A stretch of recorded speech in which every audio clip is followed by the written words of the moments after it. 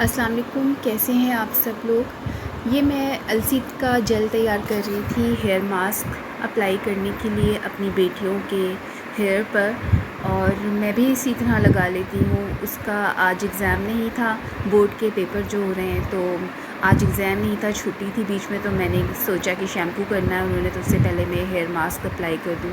تو یہ روٹین کے لیے میں اس کو سینٹر لے کر جا رہی تھی، کیونکہ آپ لوگ سوچ رہے ہوں گے کہ میں خود کیوں جا رہی ہوں، تو مجھے جانا پڑتا ہے، ڈیوٹی میں نے شروع سے ہی دی ہے۔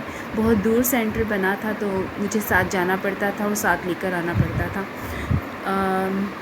ان کے فادر نے پہلے گاڑی کا ارینج کر کے دیا تھا، ڈرائیور بھیجا تھا، لیکن حالانکہ ان کے پاس اپنی بھی 4 گاڑیاں ہیں، پر وہ میرے کہنے پر انہوں نے ارینج کر تو دیا تھا، لیکن اچانک ایک دن مجھے فون کیا اور کہنے لگے کہ میں افورڈ نہیں کر سکتا، تو تم خود سے کوئی ارینج کرو، یعنی کہ خود اسے اوبر پہ یا کریم پر لے کر چلی جاؤ۔ تم کیا کرتی؟ میں نے تو ہمیشہ سنی ہے، مانی ہے اس رونے کو، کہ ان کے پاس یہاں کے لیے کوئی خرچہ اٹھانے کے لیے زیادہ پیسے نہیں ہوتے، تو مجھے پھر کریم یا اوبر کروانی پڑی، اور پھر میں اس کو اس طرح سے ایگزام کے لیے لے کر آ گئی۔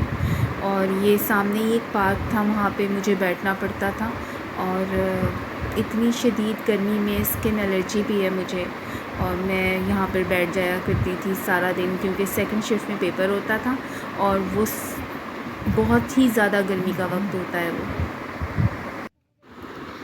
وقت تو سارے گزر ہی جاتے ہیں۔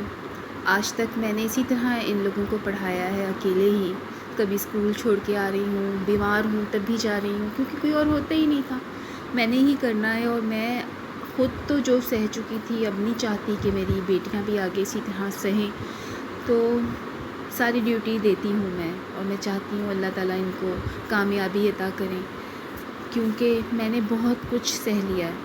میں انہی کے مستقبل میں اپنی بھی کامیابی دیکھ رہی ہوں، تو بس آپ سب لوگ دعا کیجیے گا کہ اللہ تعالیٰ ان کو اسی طرح کامیاب کریں۔ یہ سختیاں جو ہیں، یہ راستے ہیں جو ایک اچھی منزل کی امید ہے مجھے، کہ انشاءاللہ یہ کامیابیاں ہی ان کا اچھا مستقبل بنائیں گی۔ میرے ہسبینڈ نے تو کچھ بھی نہیں کرنا، ان کے اوپر بہت ذمہ داریاں ہیں، اور وہ بہت ہی احسن طریقے سے اپنی ساری ذمہ داریوں کو جو ایک طرفہ ہیں وہ پوری کرتے ہیں، چاہے وہ ان بچوں کی ذمہ داری ہو، ان کی بیوی کی ذمہ داری ہو، نخرے ہوں، سب کچھ کرتے ہیں، پر میں ایک بیوہ کی طرح زندگی گزار رہی ہوں، مجبور ہوں یہ سب کچھ برداشت کرنے کے لیے۔ تو کوئی بات نہیں، سارے وقت گزر جاتے ہیں، انشاءاللہ میرا بھی وقت گزر جائے گا، اور اس اندھیری رات کے بعد ایک صبح نمودار ہوگی جو بہت حسین ہوگی انشاءاللہ۔ بس پھر یہ سارا وقت گزر گیا، اس کے جتنے پیپر تھے میری بیٹی کے وہ ہو گئے، اور میں اسی طرح ڈیوٹی دیتی رہی، اور الحمدللہ میں نے اپنا کام یہ بھی پورا کیا۔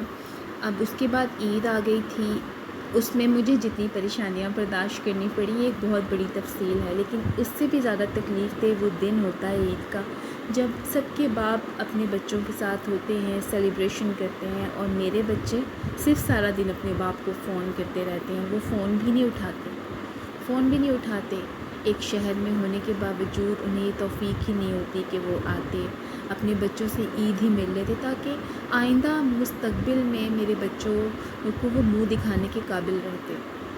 پتہ نہیں اس وقت جب میرے بچوں کو ان سب چیزوں کی ضرورت ہی نہیں رہے گی، پیسوں کی، تو وہ کیا ایکسپیکٹ کریں گے اپنی اس اولاد سے، کیونکہ مجھے پتہ ہے ایک دن لوٹ کے انہوں نے آنا ہے اسی اولاد کے پاس۔ مجھے بہت تکلیف ہوتی ہے، میں کیا سکھاؤں؟ ماشاءاللہ سے بچیاں اب جو حالات دیکھ رہی ہیں اس میں وہ بہت کچھ خود ہی سمجھتی ہیں، خود ہی جان جاتی ہیں۔ ابھی کل فادرس ڈے تھا، تو میں نے اپنی بیٹیوں سے کہا کہ آج تو فادرس ڈے ہے، تو کہنے لگی جی ہمیں معلوم ہے۔ تو میں نے آگے سے میری یہ کہنے کی ہمت ہی نہیں تھی کہ بیٹا اپنے باپ کو وش تو کر دو، لیکن انہوں نے جس طرح سے مجھے جواب دیا جی معلوم ہے، تو اس میں سب کچھ سارے درد چھپے ہوئے تھے۔ وہ یہ کہتی کہ وہ جو عید پہ ملنے نہیں آئے انہیں ہم کیا وش کریں گے؟ ایسا نہیں ہے، کرتی ہیں، لیکن وہ کئی دن سے فون کر رہی ہیں اور وہ فون بھی نہیں اٹھا رہے۔ وہ ہر جگہ گھومنے جاتے ہیں، ہر لڑکی سے بات کر لیتے ہیں، وہ نہیں بات کرتے تو اپنی بیٹیوں سے بات نہیں کرتے۔ ان سے کبھی نہیں پوچھا کہ بیٹا آپ کیسے ہو، آپ کو کوئی کیا ضرورت ہے، آپ کو کیا چاہیے. نہ پوچھیں چاہنے کا، لیکن کم سے کم انہیں وقت تو دیتے. ساری زندگی میرے بچوں نے یوں ہی گزار دی، باپ کے ہوتے ہوئے بغیر باپ کے اپنی زندگی کو گزار دیا. میں بہت تکلیف میں ہوتی ہوں، خاص طور پہ اپنی بیٹیوں کو دیکھ کر کہ وہ کس طرح بڑی ہوئی ہیں، وہ کیا سوچیں ہوں گی ان کے اندر کہ انہوں نے نہ تو کبھی کوئی گھر دیکھا، نہ باپ کی محبت دیکھی، نہ باپ کا پیار، نہ کوئی ایسی چیز کہ انہیں یہ احساس ہو کہ ان کا کوئی سرپرست ہے.